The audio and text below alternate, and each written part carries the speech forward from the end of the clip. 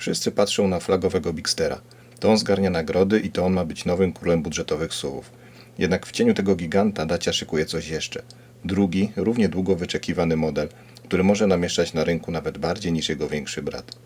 Mowa o projekcie ukrywającym się pod nazwą Cineo. Samochód coraz częściej widywany jest na testach drogowych. Oczywiście wciąż szczelnie oklejony folią maskującą. Mimo tych zabiegów wprawne oko dostrzeże detale pozwalające na stworzenie coraz bardziej prawdopodobnych wizualizacji. Dają nam już całkiem wyraźny obraz tego, co prawdopodobnie wyjedzie z fabryki. Nie jest to klasyczny sedan, ani typowe kombi. Cineo to próba wejścia Daci w segment C. Producent celuje w lukę, którą kiedyś wypełniały tanie kompakty, a która dzisiaj świeci pustkami. Samochód ma łączyć cechy liftbacka i modeli o lekko podniesionym zawieszeniu, co nada mu modny, nieco uterenowiony charakter. W środku spodziewamy się przestrzeni znanej z Dustera, ale ubranej w bardziej opływową formę karoserii.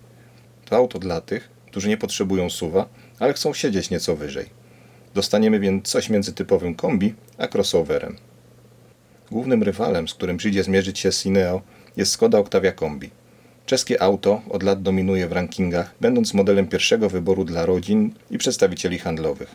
Tylko że jego cena systematycznie wzrasta. Dacia dostrzegła, że Octavia powoli odpływa cenowo w rejony premium, zostawiając za sobą grupę klientów poszukujących prostszego, ale wciąż pakownego samochodu. Walka nie będzie toczyć się na jakość plastików czy systemy multimedialne, ale na centymetry przestrzeni i oczywiście cenę. Zamiast dotychczasowego układu 1.6, Cineo otrzyma nowoczesną jednostkę 1.8 Full Hybrid. To konstrukcja, która trafi również do większego Bigstera, zapewniając podobną oszczędność co starsza konstrukcja, ale jeszcze lepszą dynamikę.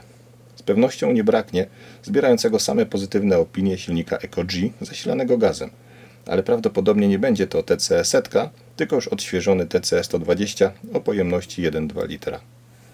Kwestia napędu pozostaje otwarta, choć pewne scenariusze wydają się bardziej realne niż inne. Na ten moment wszystko wskazuje na to, że Cineo wyjdzie z salonu wyłącznie z napędem na przednią oś. Platforma CMFB, na której bazuje, jest elastyczna, ale koszty grają tutaj kluczową rolę. Jednak Dacia w ostatnich latach udowodniła, że potrafi słuchać rynku. Może w przyszłości nas zaskoczy i do oferty trafi wariant 4x4, choćby w formie hybrydowej z elektrycznym napędem tylnej osi. Najmocniejszym asem w rękawie pozostaje ostateczna wycena modelu w salonach. Wszystkie znaki na niebie i ziemi wskazują, że Dacia zamierza utrzymać cenę startową poniżej psychologicznej bariery 100 000 złotych. W dzisiejszych realiach, gdzie kompaktowe kombi potrafią kosztować o połowę więcej, taka kwota działa na wyobraźnię klientów jak magnes. Utrzymanie 5-cyfrowej ceny za tak duży samochód może wywołać trzęsienie ziemi na rynku pierwotnym. To właśnie ten argument ma sprawić, że klienci wybaczą pewne braki w wyposażeniu, wybierając auto nowe i na gwarancji zamiast używanego konkurenta. Czy Wy również z niecierpliwością czekacie na premierę Cineo? Myślicie, że jest to strzał w dziesiątkę? Dajcie znać w komentarzach i śledźcie DORT TV, aby być na bieżąco.